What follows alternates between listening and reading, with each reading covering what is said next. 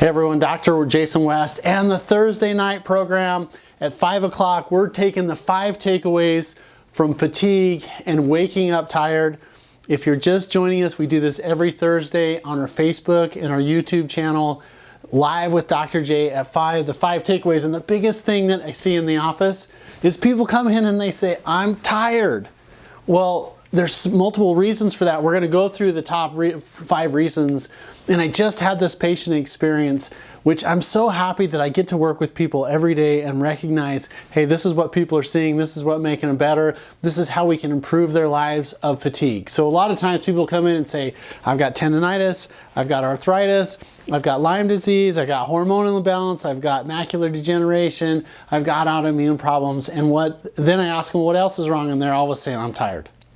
I'm tired. So we want to talk about the different things that cause fatigue, and particularly waking up tired. And I'm excited to share this with you. I've recognized now that I had a book with me, and now I can't get it to, actually it's right over there. So my magic hands are going to give me the book because, look, all of a sudden just appeared.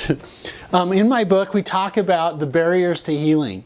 You know, why some people get better and some people don't. I think it's really nice to know about. But also in here is sleep. Because if you can't sleep, you can't heal. It's so important. And there's so many things, so many times when people are doing the wrong things to sleep, they can't get asleep, they can't stay asleep, or their minds won't shut off, or basically they don't have a good grounding system. And being someone that has struggled with sleep myself, I'm excited to tell you about some sleep breakthroughs. And everything I'm referencing is in chapter 22 in my book, Hidden Secrets to Curing Your Chronic Disease. If you're interested in the book, you can get this at drwest.info. And all you have to do is pay for the shipping and handling, and you can get the book. But Sleeping Sanctuary, there's 27 secrets to a good night's sleep. And so many times people have conditioned their bodies. They can't sleep very well because when their body goes in to allegedly where they're supposed to rest, it's to do other activities. So people get on their smartphone, they get on their tablet, they get on their computer, they watch TV. They have all of these electrical devices in the bedroom. And you know what? That LED light is really hard on your pineal gland, which releases melatonin, which is so important for your immune system. But it's also absolutely critical for helping you to sleep. And so a couple of the things it talks about, you know, create total darkness in your sleeping area, get rid of the electronics. I love this. One of my favorite things, this is suggestion number 4, is let's decompress your nervous system. And what that means is so many times your subconscious mind is worried that your conscious mind is going to forget about things. So when you go to rest, it's like your subconscious says, hey, I finally have the opportunity to talk to her or to talk to him. And so it starts flooding you with ideas and say, what about this? What about that? We've got to do this. I'm worried about my kids or my spouse or my neighbor or my significant other or politics or the elections or whatever it is that's causing you stress. And one of my favorite things is to decompress by taking the thoughts that are in your brain and decompressing, writing them out on a piece of paper. I think journaling is such a phenomenally healthy thing to do. Also, put yourself on a schedule. I talk about this every week. It's so underrated of how it can help you. Go to bed at the same time, get up at the same time. Be really careful with foods and sugar intake before you go to bed, particularly things that are going to give you energy. But also, one of the hacks that I tell people, if you're the type of person that goes to bed at night and then you wake up and later and you can't get back to sleep, it's a sugar problem. And what's happening is your pancreas regulates your insulin and your blood sugar levels. When you get food in your system, the pancreas kicks in, you have a temporary spike in blood sugar, then the pancreas kicks in, it drops off, and then it kind of levels out. And so many times people have blood sugar drops in the middle of the night and it wakes them up and they can't go to sleep. And so one of the recommendations is like get some protein before you go to bed. Not carbs. Carbs is quick energy, it's going to keep you awake, but some protein, some cottage cheese, some beans, some beef jerky, a protein bar, even a protein shake, making sure that it doesn't have a lot of energy in it. It's so good to helping you get through the night. I also like, the prayer, meditation. One of the things that almost caused a divorce for me, I just wanted to tell you about it, it's kind of funny, is I went to an energy conference and I heard everything about grounding. Because we're electrical systems, and when you get worked up, you have all of this energy that's in your system. And again, if you're just joining us, it's the Thursday Night Live with Dr. West at 5 o'clock. We talk about 5 things that will help your health. Today we're talking about fatigue, and we're talking about sleep, how to get better sleep, because if you can't sleep, you can't heal. And one of the things we talk about is grounding. And so one of the suggestions that I wrote in the book, Chapter Sleep, is that if you can get the electricity in and around your sleeping area off, and for a while I was doing this, I was going downstairs, I was flipping all the circuit breakers, I was turning off that power to our whole house, and I was like, wow, I'm really sleeping really good. And then my significant other said, you know what, I really love you tons. If you don't stop turning off the power at night, perhaps your new wife will get adjusted to your fascination with flipping the power breakers. And so we compromised, and I just took all of the activity or electrical stuff out of our sleeping sanctuary. But consider doing it. As long as you're not opening up your fridge and your freezer, everything's going to stay cold. That's one of the things. I love it when people are the same temperature. And here's what I mean. So many times spouses will go to bed, one of them will be hot, one of them will be cold. So they're putting covers on, they're adjusting the thermostat, and it's because one of them is sleeping in pajamas, one of them is sleeping in nothing, or just underwear or something like that. So one of the things I tell spouses is make sure that you're wearing something similar, because then it's easy to temperature regulate and both of you will be happy. It's really important not to take work to bed, and shut off that tablet or your smartphone. It's not helping the LED that's hitting your system and firing up your pineal gland. So chapter on sleep, if you'll actually, in our program about fatigue and being tired, if you'll write #sleep, we have a sleep report that I'm happy to send to you. That's number 1. So let me just put a check mark right here. Okay. So if you're waking up tired, let's help you to have a sleeping sanctuary. Number 2 is your red blood cells healthy. And one of the biggest causes of fatigue is when people don't have healthy red blood cells. Remember, red blood cells are like trucks on the freeway. They pick up supplies from oxygen from your lungs, they take it to the organs and tissues, they take nutrients from your stomach to the organs and tissues, they pick up the garbage and take it to the liver and kidneys. So red blood cells deliver the groceries, take out the trash, deliver the groceries. If your red blood cells aren't healthy, then you are not healthy. And one of my favorite tests, this is easy to do, is you do a complete blood cell count. You look at the red blood cells. Optimally, they should be around 5. Your hemoglobin should be 13 to 14, and your hematocrit should be around 43. If those are balanced, great. We have step 1 of being healthy, and then that's looking at anemia, which, by the way, if you need a good blood builder program, the best way to get it is refined plant blood. And what that is your dark green leafy vegetables. We want chlorophyll. Chlorophyll is what allows sunlight to the plants to convert sunlight to energy, and it has a magnesium center. That's what chlorophyll is. And when you give it to people, what happens is the magnesium molecule drops off, and it's easy to substitute an iron molecule. So if you're getting chlorophyll, it's literally like getting a plant blood transfusion. It's so nice for anemia. It's so good for endurance, for mental stamina. Fat-soluble chlorophyll is one of the neatest natural things that you can take. If you need a good source for that, please comment. Tell me, by the way, tell me where you are. We're going over Waking Up Tired in the Dr. J Hour every Thursday night at 5 o'clock on our Facebook and our YouTube platform. And what we're trying to do is to give people 5 ways to be healthier. If you can't sleep, you can't heal. And so many times people wake up and they're like, I'm exhausted. I could go right back to sleep. There's 5 reasons for that. The next one here, chronic infection. It's amazing what chronic bacterial and viral infections do to the body. One of my favorite studies, and if you've been inside my office face-to-face with me, I'm always quoting the study.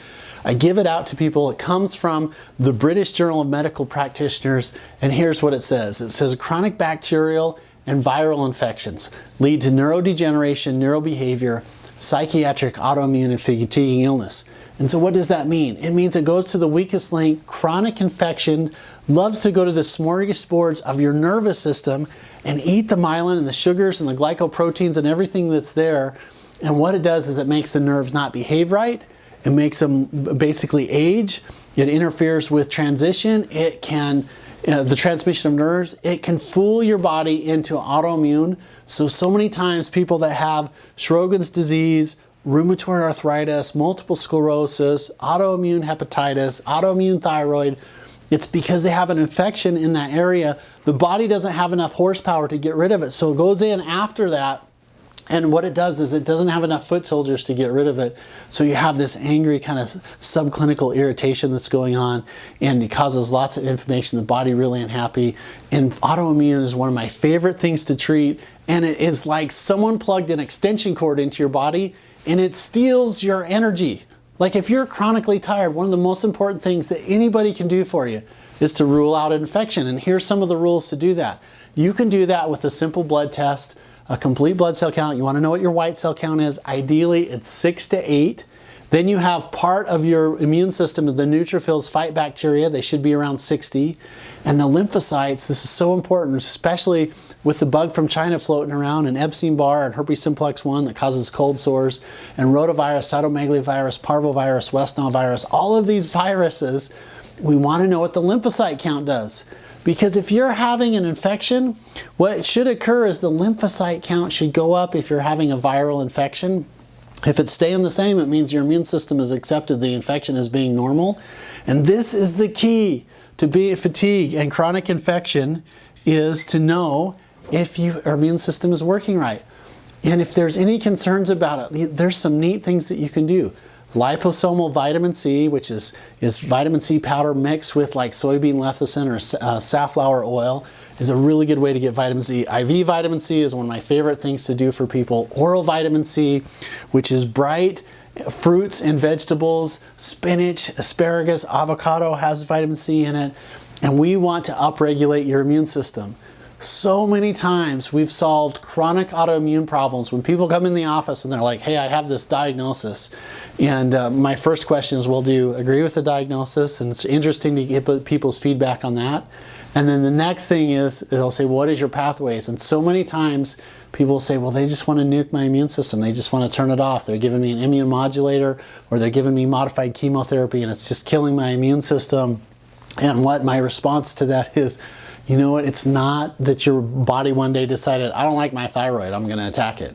Or I don't like my joints, I'm just going to, kill them and get rheumatoid arthritis. Or I don't like my mucous membranes, I'm going to dry them up with Sjogren's disease. When you help the immune system to act right, what happens is you can beat your diagnosis.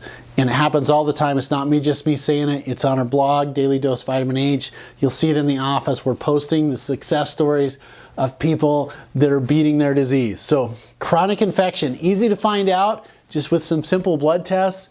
It's like someone plugged an extension cord and stealing all your energy. And then the next one is hormones. Oh my gosh, hormones are so important for health.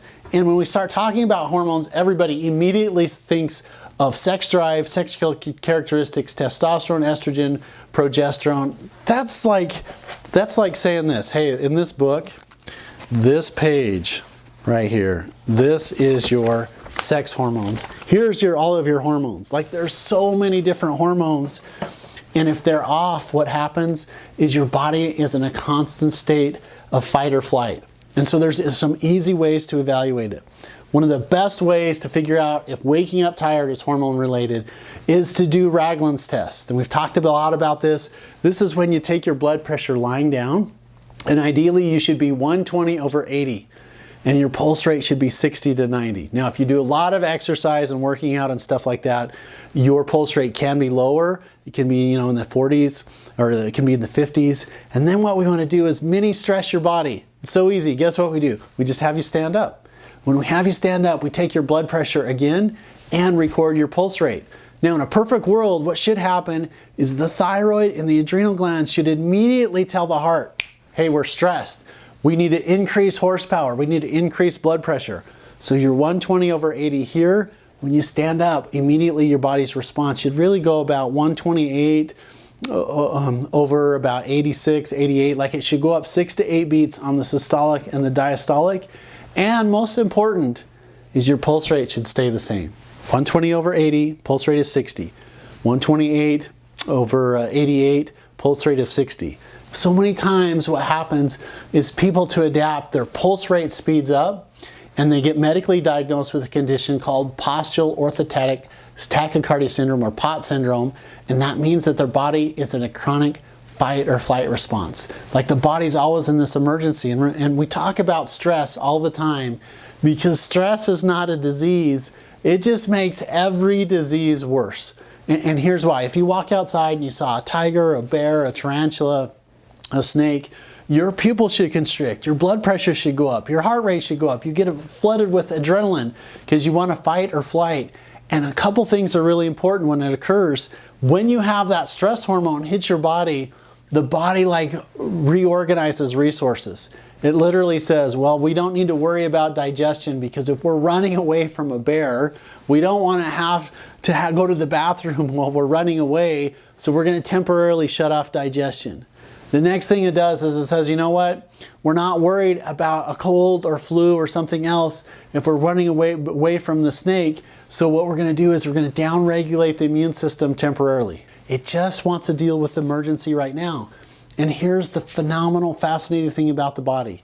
It doesn't know the difference between a bear, a snake, bills, relationship problems with your family, with your mom, your dad, your children, your neighbor, political stress, work-related stress. I mean, life is hard. And how we deal with that or stress that's what modulates hormone function. So, anyway, do a simple test, Ragland's test, take your blood pressure lying down, take your blood pressure lying standing up. That's one of the easiest ways to evaluate. Another simple and inexpensive way that is so overrated to see if your hormones are a mess is so many people are aware that thyroid is a huge problem with metabolism and health, and yet there's a lot of people that I come in contact with that say, look, I had my hormones tested and my thyroid's fine. Now, that's not always the case because one area of frustration is a lot of providers do a halfway thyroid test. What that means is they're just looking at a TSH, which is the pituitary is telling the thyroid what to do through a hormone called the thyroid stimulating hormone, or TSH. But we also need to know what the hormone's doing, like the thyroid's doing by doing the T4, and how we're metabolizing, working through the proteins associated with the thyroid, which is the T3. So if you do a thyroid test, please make sure it's a T4, T3, TSH. That gives you the complete picture. But there's a lot of people that have what's called a subclinical thyroid. And this was actually identified by a really intelligent, amazing doctor named Broda Barnes, who was a hormone endocrinologist. He was a hormone specialist. And he got frustrated by saying, when I'm doing tests on people, I know they have a thyroid problem, and yet their thyroid tests were allegedly normal. So he came up with the temperature test. And this is a form that I give people. This is so easy. If you have any concerns about your hormone health, particularly sleeping in your thyroid, if you're having problems losing weight, temperature regulating, brittle nails, hair falling out, dry skin, like just do this test. It doesn't cost you hardly a thing. What happens is when you wake up in the morning, you want to reach over and grab a thermometer off of your nightstand. I don't want you to get up, don't move around, don't get a drink, don't brush your teeth, don't go to the bathroom, don't do any of that. What I want you to do is to just take your temperature and record it. What should happen is your temperature when you wake up in the morning should be between 98 and 99 degrees. Like that's a normal temperature. If it's below 98, particularly if it's below 97.7 consistently, which so many people are, they don't feel good, and it's because their body is too cold. If you're too cold, you can't run enzymes, the hormones don't work, the immune system doesn't work. You know, one of the ways that the body helps to get everything to regulate is it gets everything fired up, and we call that a fever. And so many times, like the body won't work right without a fever. Now, you don't want a fever every morning, but if your body is too cold, what happens is it's literally like trying to wash dishes with cold soapy water. Like, is it possible? Yeah, it's possible. You just have to scrub a little bit harder. It doesn't work as well as if you have a thermogenic reaction. If you have some heat in, the water is hot, It's way easier to do dishes. And guess what? If your body's the right temperature, if it's around that 98.6, it's around 99 degrees, like, you function better. Now, the other thing we want to talk about with hormones in sleep is going to sleep, getting to sleep, and then waking up. And one of the things that happens with that is your pancreas is overreactive. Now, the pancreas secretes so many different enzymes. Obviously, it has a lot to do with blood sugar regulation, but there's a part of the pancreas that secretes digestive enzymes that break down proteins and fats and everything else. And so many times people are running out of energy, and then it's like your car that runs out of gas. So our body's trying to have this metabolism, it's repairing, and you're getting into rapid eye movement sleep, and you're recharging, and then all of a sudden the motor quits. I mean, it's kind of like keep your house with the furnace or the air conditioning working at night. All of a sudden it doesn't work, it just shuts off. And what happens is people will be like, okay, I got to wake up. Now, sometimes they get up and they raid the refrigerator, or they pace, or they look at the TV, or they count sheep, or they look up and stare at the ceiling, or they'll jump on their smartphone, or because their body's waking up, but it doesn't know why. And what it's really looking for is protein. So one of the recommendations is, if you'll take some protein before you go to bed, it's so good for sleep. Now, you don't want to add carbs to it, because then what happens is you'll store it up. And we don't like to use the F word in the office. The F word is fat. Like, we don't use that word. So it's stored energy. So be careful with sugars at night, but protein's really good. Another consideration is to do a fat bomb. And what a fat bomb is it's lots and lots of fat. It's a keto program, and that fat actually nourishes the brain and it helps you to sleep through night. So we talked about the thyroid. We talked about the adrenals. The other thing that's a really nice thing to know about is, do you have the building blocks to make hormones? Now, this flies in the face of conventional medicine. So many doctors aren't paying attention to this, but this is through what's called a lipid panel. Now, here's what a lipid panel does. A lipid panel measures the ability of your body to metabolize and use fat, also known as cholesterol, and triglycerides. And so many times people do not have enough building blocks to create hormones. Now, every hormone has cholesterol as part of its structure. It's so important. Cholesterol isn't bad. It's only bad if it's in the wrong place, or if there's not enough of it, or if there's too much of it. So cholesterol is kind of like blood sugar. You know, if you get too much blood sugar, what happens is you get diabetes, and you get cardiovascular disease, and you die. Like, it's really bad. The next thing is if you don't have enough blood sugar, what happens is you get neuroglycopenia, your nervous system shuts off and you die. So neuroglycopenia means when the blood sugar drops, the nerves fail. That's down here. Diabetes is up here. Blood sugar should be right in the middle. It should be balanced. And you know what? Cholesterol is the same way. Too much cholesterol, not very good for you. Cardiovascular disease, risk factor for plaquing and strokes and stuff like that. Guess what? If your cholesterol gets too low, you can't make hormones. And if you want to believe me on this, like, if you take all the fat out of someone, basically what occurs is they're like the Tin Man on the Wizard of Oz. They have no ability to move or lubrication. So a lipid panel, you know, I really like to see cholesterol 160 to 180, and the HDL, which is your good cholesterol, should be 50 and above. Your triglycerides should be about 100. So if you have those balanced, and if you divide your total cholesterol by your good cholesterol, you come up with a cardiac risk profile. With a cardiac risk profile, if it's below 5, you're pretty good. You get cholesterol low, people feel god-awful horrible. You get cholesterol too high, now you have cardiovascular disease, but it's so important for hormone function. And then we talked also about blood sugar. Hormones and blood sugar really go together. You are what you eat, and you are what you absorb. And so many times people don't know that I'm eating the wrong things at night. I'm eating foods that have a high glycemic index. And what that means is it's foods that convert to sugar really quickly, and then when your body doesn't have a lot of physical activity, you know what it does? Is it converts that energy to stored energy, also known as adipose tissue, or the F word, FAT. Like, we want to stay away from that. So blood sugar is also so important for people that wake up and they're tired, or they're a slow starter, or they're like, look, don't even talk to me until I get my coffee going, or until I get my energy drink, or, you know, I need 2 hours before I'm even functional and stuff like that. It's blood sugar.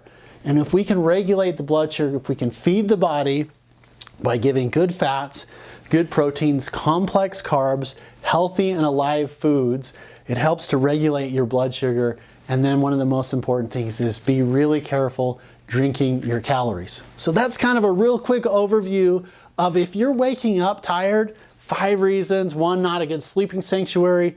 2, so many people don't have healthy blood. They can be macrocytic, microcytic, or iron deficiency anemia. Their blood can't carry oxygen, nutrients to the organs and tissues. It can't get rid of waste products. So literally it's like traffic jams. There's just sludge everywhere. By the way, one of the best things you can do to help with anemia and recover was 1, eat dark leafy green vegetables. I think there's a really good place for specific bone broths and beef products in an anemia protocol. If you're concerned about eating animal products and vegan, like there's ways that you can get proteins without doing that. However, if your blood's healthy, you're healthy, and anemia aid help is water. Like this wonderful problem, like you hear me talk about it all the time, water, water, water. Chronic infection, so important. Do a white blood cell count. Your white blood cell count should be 6 to 8. You want to look at your neutrophil count, which is bacterial fighters, around 60%. Your lymphocytes should be around 30%. That's a good, healthy immune system profile. So many times people have chronic infection, herpes simplex 1, shingles, cytomegalovirus, West Nile virus. Epstein-Barr is such a culprit in chronic fatigue, and what's happening is the body has accepted that as being normal. And so your body's like, well, it's normal to have an infection. That's why I think it's so important in any treatment protocol that you're supporting the biochemistry, you're supporting the hormone systems and the energy, but the nervous system is so important. Please know about neural therapy. We talk about it all the time in our podcasts, but neural therapy is so important for the nerves to open and to close and to reset. Hormones is the adrenal hormones. The Ragland's test, you can test it lying down and standing up. Thyroid hormones is a temperature test, is the Broda-Barnes test, and also blood sugar, how your pancreas is functioning. So this is a total value program where I just wanted to talk about what you can do to have better rest and better sleep, because if you can't sleep, you can't heal. It's the Thursday night program, Dr. West at 5 o'clock, 5 things to talk about. This is waking up tired. We scratched the surface. As you can tell, like there's a lot of stuff that goes into this. If you want some help, please reach out to us. A direct message is really good. Contact the office so that we can help you. Remember, there's a free sleep report that goes here. Just type in #sleep and my team will come in and pick it up. And we are on a mission to help as many people as possible. So please like and share the video if you got value from it. This is Dr. Jason West, the Thursday Night Live. I will see you guys next week. Same bat time, same bat channel. Stay safe, stay healthy, and we'll see you next week.